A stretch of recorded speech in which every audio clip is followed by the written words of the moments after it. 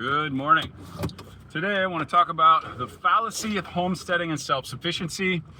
I'm going to give you 10 reasons that you should really think hard if you're trying to go down that route for to protect yourself from collapse or for all the reasons that I wanted to use them, which were to try to protect myself from the falls of Western civilization and to live a cleaner life too. Okay, so 10 reasons. Here we go. Number 1. So this one seems probably pretty obvious, but 100% self-sufficiency is a complete fallacy. You're never going to get to 100% self-sufficiency. Obviously, I think that's pretty self-evident, but I think we underestimate just how few things we can really get self-sufficient on. Now, I think self-sufficiency is an amazing goal to shoot for, but it's actually not going to really get you where you want to go. So I think maybe that's enough said. Well, let me say a specific example about that. So energy. So I did an off-grid solar training 20 years ago. And I had this really kooky, amazing teacher at the Real Goods Institute in Hopland, California, which is no longer. They had the Soul Fest up there where it's all kinds of off-grid independent people. And he was joking with us because we were all like trying to do this off-grid solar thing. And he's just saying, if this big collapse happens that a lot of you guys are thinking about, the solar thing's not gonna be where it's at. What you really need to be investing in right now is mason jars. Because if the real collapse happens, then you're not gonna have access to inverters and electrical parts and all of that stuff that makes an off-grid solar system possible. It's not going to be available. So what you need are the real low tech systems. So I think that's enough said. I mean, you get the point. If you're trying to be self-sufficient in everything, you're not gonna get there. Now I want to say, on the hobby side of that, growing your own tomatoes, growing your own fruit, having some chickens is fun. And you can have a healthier source of your food. So I'm not dissing self-sufficiency completely. I just really want to put it in perspective. So number 2, homesteading it tends to be, I did it this way. I did it totally wrong. You go into an isolation. You're like, I'm going to get my property and I'm going to grow my food and I'm going to make my own electricity and I'm going to have my own water source and I'm going to do all this myself. And that you tend to isolate yourself. Now, not completely. Some of us are better than others at keeping community. But to be honest with you, the more I become self-sufficient on my property, the more isolated I become. And that isolation has a cost. It has a mental cost. The blue zone idea that your community, and not just the blue zone idea, but the longest health and happiness study out of Harvard that's been studying people for 70, 80 years. Community is the number one predictor of health and happiness and longevity. So you'll find that in most homesteading cases, you're becoming more isolated, and that weakens you. So that's a huge cost, and you want to really be careful. Don't be pushing yourself towards a future that is going to weaken you, and that ultimately you don't want to live. You won't be happy living. That's definitely what I've noticed. I've noticed, like, crap, I'm way more alone than I want to be. I'm a social person. I need to be out with people. All right, number 3. The other thing about homesteading is that nature's really in charge. So you're gonna But this is sort of let me just say this about nature being in charge. So nature's in charge. So usually the way we approach homesteading is to try to impose our will upon the natural landscape. And if you're doing it in a permaculture ecosystem sensitive isn't the right word, but really reading the ecosystem that you're in, then that can work out. So you got to be careful that you're not trying to impose a homestead system upon a landscape that doesn't integrate well. Because if you do that, then nature's gonna blow you out of the water.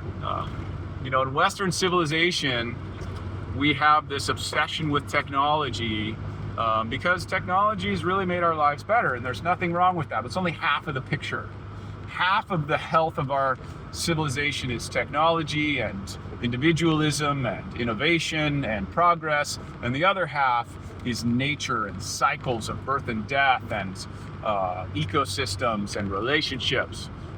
So make sure that you don't get too caught onto the one side of which you're trying to impose a whole system upon your landscape. Number 4, and this is probably, I would say, the biggest downside of homesteading. So time, it's basically time. You if you're not already in the world of homesteading and self-sufficiency, the time required it's astronomical. It's truly insane how much time it actually takes to do that. It seems like no matter how much time I put into my homestead, I'm still way behind. There's so many different pieces to. You're basically running a polyculture farm. A farm that has many different aspects, and as a homesteader, you're probably trying to do most of that by yourself or with just your family, and that just will eat up your entire life. And here's the deal: if you are independently wealthy, or it's your retirement gig, and you've already got some other source of income coming in, then you can totally do it. But if you're trying to make a living, pay your mortgage, pay your bills, have your health insurance, pay your Netflix subscription, pay your your Chat GPT Plus subscription, all those things. It's not. You feel poor. Time is our greatest asset. You will feel poor. It really is the opposite of minimalism. Minimalism I'm highly jealous of minimalists these days because, homesteader is a maximalism life. You have so many different parts and bits and bots and machines and tools and seed savings and food storage and food prep and food growing and greenhouses and fixing your leaks on your roofs and rat control and mice control and deer control and bird netting and ravens stealing your fruit and it's insane. It's insane the amount of work that is. One thing I do want to say at this point, since I'm totally dissuading you from homesteading, there's a way to do it. And hopefully I'll circle back to it at the end, but I'll circle back to the end. There's a way to do it that works, and I'll get to that at the end. All right, so number 5 is skills. So again, I started this 30-40 years ago, and I intentionally started building my skill base. I was already in that loop for many years. I mean, I'm 56, and I pretty much started with my repair and maintenance skills at 12 years old, building repair and maintenance at 10 years old, actually. So better part of 46 years I've been developing my skills, and I still don't have all the skills I need. And the reason being is because the economies of scale they're just not really possible to do in one lifetime, or with one mind and two hands and two legs.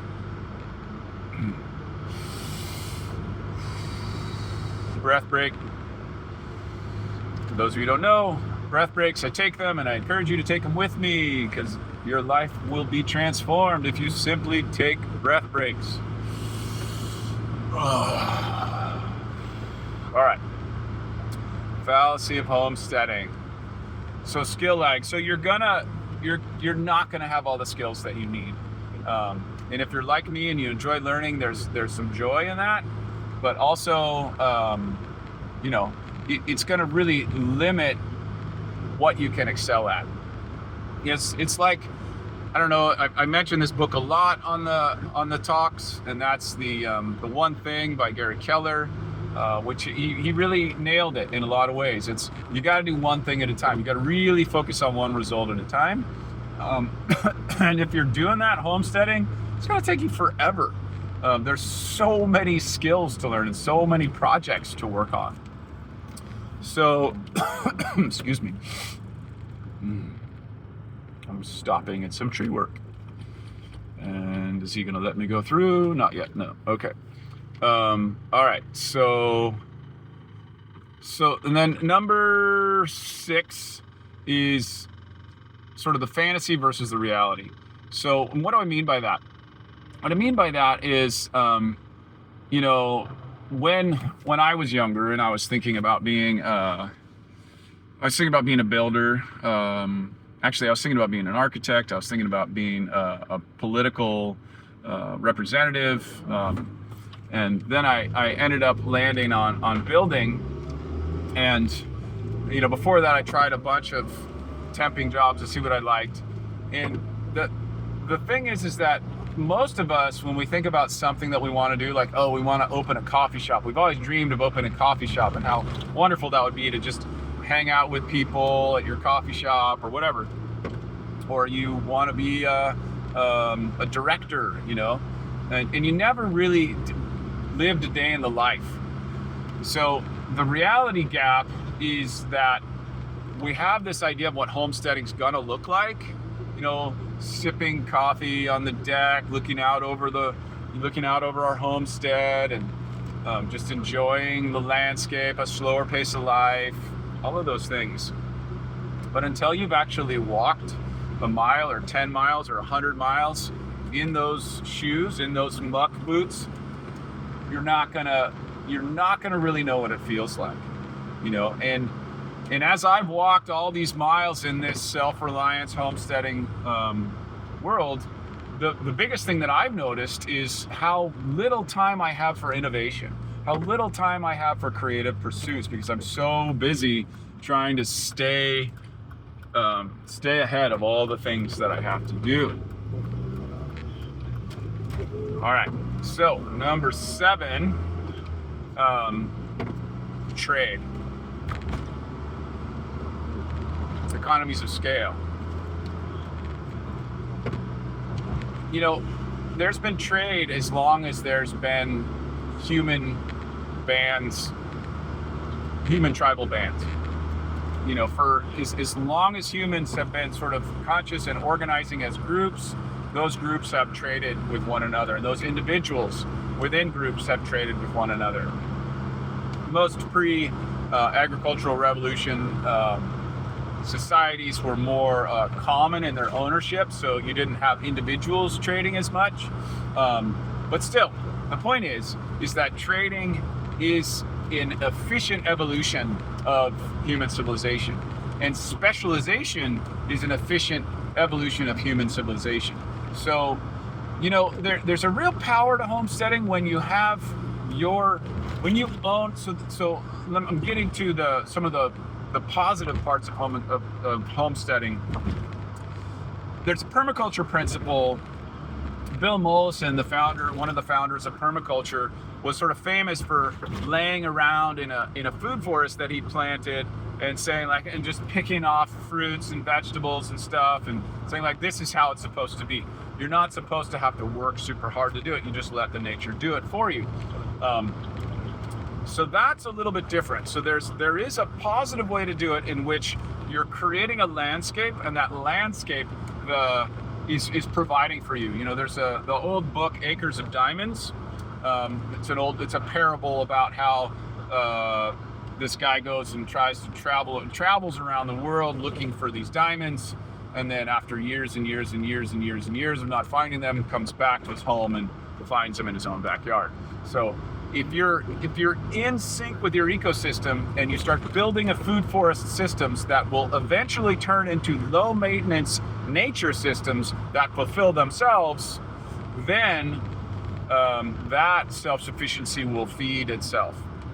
But all the other stuff that you utilize is very inefficient to try to do it all yourself. It's super inefficient.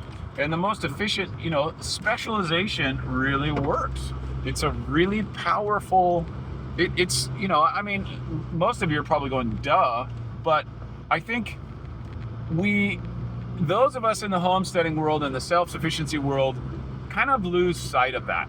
We lose sight of, I would call it, one of the things that we lose sight of so much in not just the homesteading world, but in life in general, is the opportunity cost. So if you're not familiar with the term opportunity cost, basically what it means is every time you make a choice to do something, let's say you choose to be a dentist, well then what that costs you is all of the other things that you could have been, it costs you the other stuff that you could have been doing with that time. And so when you choose to be a homesteader, it costs you the other life and the other things that you can do with your time. Again, time is your greatest resource. So trade and barter and being in a community is much more powerful than trying to do all this stuff yourself. All right, so then number 8, redundancy and resilience. So if you're homesteading and you have one source of power and that goes out, well then you're toast. When you're hooked up to the grid, they have multiple sources of power. They have ways of turning it on and off. Now they have batteries that you can share from your neighbors, or the cars can become a battery for the system. There's redundancy built into the system. Not a ton. I mean, redundancy is also a problem in the macro civilization. But I'm just gonna pull over right here because I got a couple more points and I'm gonna arrive too early. And I'll have to cut off the talk short, and I don't want to do that. So in a homesteading system, you're kind of putting all your eggs in one basket, and you don't have a lot of redundancy. If you have a community, then, and you have 5 different people that have orchards. If one of those orchards fails, then 4 others are thriving. So you're starting to see a theme here. So community is the answer to the fallacy of homesteading and self-sufficiency. It's not individual or family self-sufficiency. It's really community self-sufficiency. So then number 9 is what we call the ego trap. So what can happen as you become a homesteader is that your ego gets so attached to being this self-sufficient homesteader type that you stop seeing the opportunity costs that I mentioned before that are limiting your life and making you not really fulfill the life that you dream of in your sort of deep self. I'm really interested in how can I really live to the fullest of my deep passions and values. And in some ways, my choice to be a homesteader has compromised that. It's been a bit of a challenge. Not completely, but in some ways. In other ways it's totally aligned, in some ways it's not. So my ego, and many homesteaders' egos, once you get going so far, it's kind of like political ideology. Once you get so far into a hard ideology, you really can't get out. and then it traps you. So it's the same thing as a homesteader. You can get trapped in an ideology as a homesteader, and then it limits, there's this self inside of you that's trying to come out. That's your fullest, most engaged self. And for a lot of us, that'll get squashed and just sort of stuck in the maintenance of the homestead. Okay. Last one is the answer to the fallacy of homesteading and self-sufficiency, and that's community. So what I like to call it is community self-reliance. So in community self-reliance, instead of relying on large corporate entities to provide a lot of your needs, you start moving more into a community-based system. It's kind of like taking your money from Bank of America and moving it to Redwood Credit Union in Northern California, where I do, because that takes it out of this monolithic corporation which has no interest in your well-being. All they care about by law is their shareholders' profits. I mean, if you happen to be a customer and a shareholder, then the shareholder part of you gets taken care of and the customer part of you doesn't matter. So maybe it balances out. But it really doesn't make sense in terms of personal well-being and community well-being to put a lot of your faith in these large corporate entities that do not have your best interests at heart. Okay. So then what's the answer? So the answer is, build a homestead. First, walk a day in the life. Go work on a homestead. Go live on a homestead. See what it takes to run a full homestead. And then secondly, I would say don't try to do a personal homestead.